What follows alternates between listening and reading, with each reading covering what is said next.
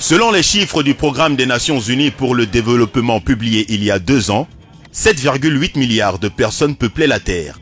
Parmi elles, 5,6 milliards de femmes et 2,2 milliards d'hommes seulement, serait-on tenté de dire.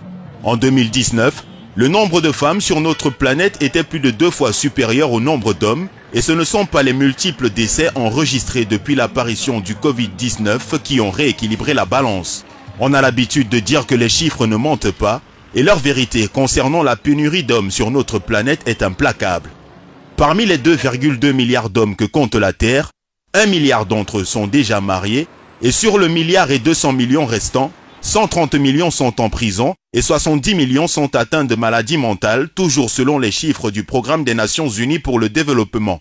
Il ne reste donc qu'à peu près 1 milliard d'hommes disponibles pour le mariage. Parmi eux, 50% sont sans emploi, 35% ont plus de 66 ans, 10% sont vos parents, mesdames, 3% sont des prêtres catholiques et 5% sont des homosexuels.